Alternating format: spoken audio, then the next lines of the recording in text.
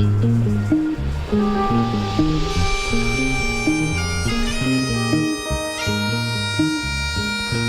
Scotland, proud land of traditions with memories of bitter battles, people talk about human rights for children at school or elsewhere as though they were a given. Today, those rights are taken for granted, but years ago it was a completely different story. In those days, teachers had absolute power and the right to beat children. Children did as they were told, and if not, the leather belt was there for physical punishment. During the 70s, Grace Campbell, a mother from Glasgow, decided to lead the battle against the belt and against head teachers and the prevailing mentality. She took her case to the European Court of Human Rights in Strasbourg and won. The Campbell case made history. The day after the judgment, she declared, "I'm very pleased with the outcome of the case and feel that a speedy implementing of the findings will improve the educational environment for both teachers and pupils. I would point out that this was a private case brought to the court without support from any other outside parties. I think obviously the result of the case will benefit all British children."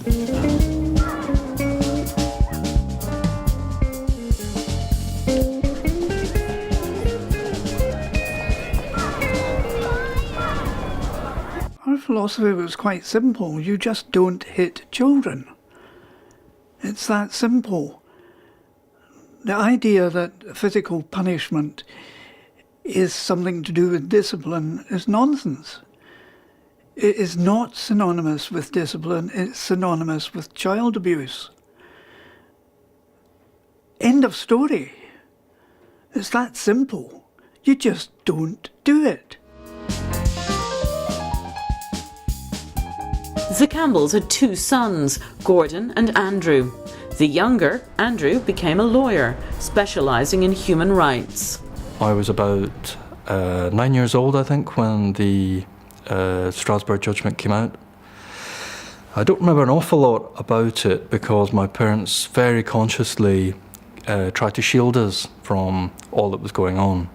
My brother was a bit more exposed because he was named in the case, and my mother had asked, could the school give an undertaking that my brother would not be subject to corporal punishment? And the school refused to give that. All my mum wanted was for Gordon and I not to be hit at school.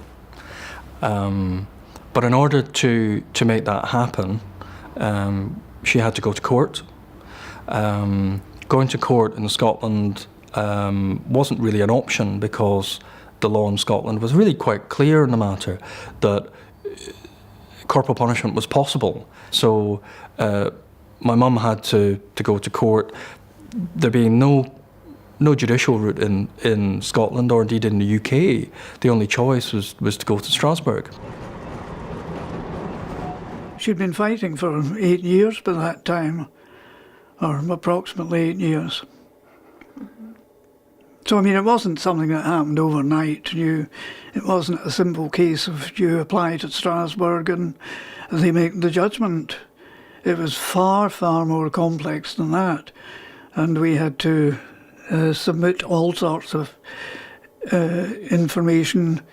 The only thing we made absolutely sure that we never at any time made any statement which was not 100% factually correct. Mm-hmm. And we also never on any occasion approached the press at all, because that was also forbidden by the strictures of the court. As a child, I certainly picked up on an awful lot of sort of negativity to us as a family. We had a teacher from the local school who lived at the bottom of our street, and she refused to speak to us for about 20 years, actually. Ironically, her son became a primary school teacher, and his views were the exact opposite, because he hadn't been brought up to use punishment as a tool for education. And so the local The local situation wasn't great. I've seen some correspondence at home where people were trying to sort of apply pressure to the family. I remember we came back from a long weekend away and there was graffiti daubed on the front door of the house, and it was made to look like children's handwriting, but it was too well done. And even as a child of 12, I could tell, that wasn't a child's handwriting, but it was made to look like that. We had bricks through the lounge window. We were aware that our telephone was being bugged. The press reaction was totally hostile, as was the attitude of the unions, both teaching unions and non-teaching unions, and the government and the local authority, and virtually everyone we knew. She used to get a lot of stress headaches, and she died about 3 years after the judgment.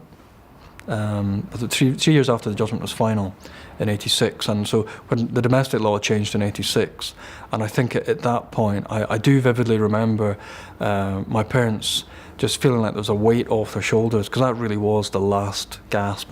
There was nothing else they had to do. I think in Grace once counted it, and the total number of people who said thank you was 13. 13 of our friends.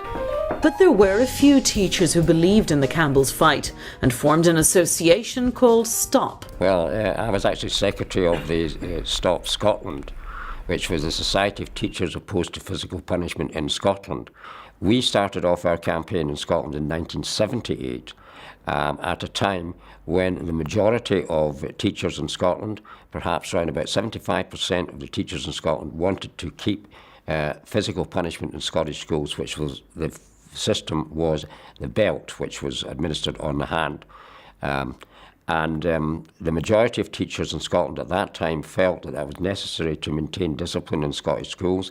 We didn't feel that was necessary. We thought discipline could be maintained in other ways, in non-violent ways. And the basic philosophy of the Ban the Belt campaign was that so long as you have physical punishment in the schools, then you're teaching the message that violence is a way to solve problems, not just in schools, but in society. And so therefore, if there are problems in society as a whole, a lot of violence, a lot of murder, a lot of mayhem, then the schools may have been to some extent responsible for that. And so that was the main driving force behind our campaign. I think a human rights approach leads to respecting people. And it's about respecting everybody, in this case, involved in education or schools. So it's children's rights, but it's also recognizing that teachers and other staff and parents all have human rights. But what I think is so valuable is when you put that lens on in terms of considering children, is you realize that children should be and are deserving of respect. Again, they're not these empty vessels that perhaps traditionally might have been thought that will just fill them up with all good learning and discipline them, and hopefully they'll come out of that as the adults we want. But I think, again, realizing that children are people, that their rights need to be respected, and that's actually the society that we should and want to be in. So yes, I'm a firm promoter of children's rights. As I say, it's difficult to convey that now, but at the time, teachers in Scotland particularly, very, very well respected. Society looked up to teachers. Whatever a teacher said was taken as gospel truth. So if they said they couldn't teach without use of corporal punishment, then obviously that was true. It had always been recognised in Scotland that teachers have a special role in the development of children, and it was assumed for hundreds of years that included punishment if the children were bad in some way, or naughty, or had done something wrong. But of course, what is legitimate punishment and illegitimate punishment is always was open to debate.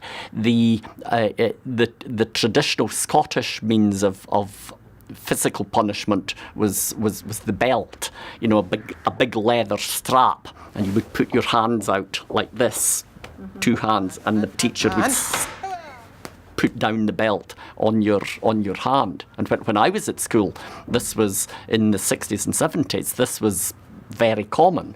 You know, somebody would get the belt every day. If you take the population as a whole, people are slow to change their deeply held, deeply rooted prejudices. And unfortunately in Scotland, and indeed in England too, there was this long-standing belief that corporal punishment was part of the educational process. And to some extent, the older generation, you still say, when they read in the papers about teenagers misbehaving, for instance, they'll say, "Oh yes, time they brought back the belt." You know, I mean, but among teachers, I would say that is now a minority view, and I think there's very few people within the teaching profession today. And I'm retired now, but from what I hear and read in the newspapers, very few official teachers would want to bring back the belt.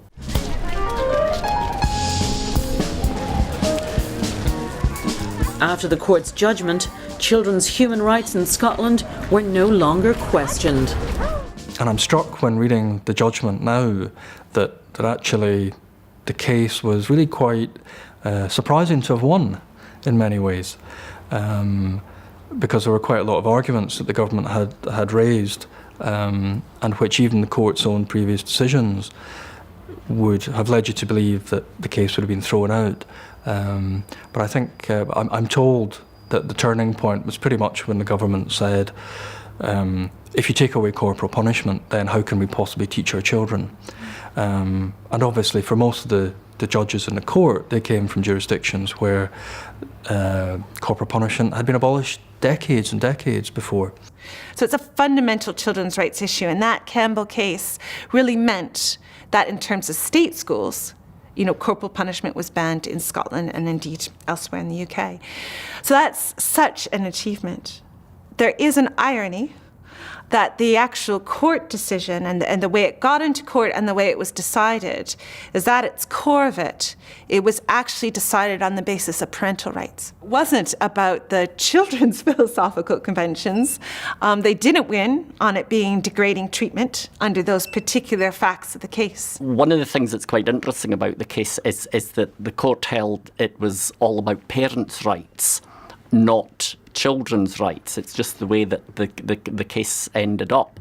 But nevertheless, it had a profound effect on the position in Scotland, because the government immediately had to pass some legislation simply prohibiting all sorts of corporal punishment. On a personal level, the incorporation of the European Convention on Human Rights into UK law, and Scottish law in particular, has been, I think, an amazingly positive development.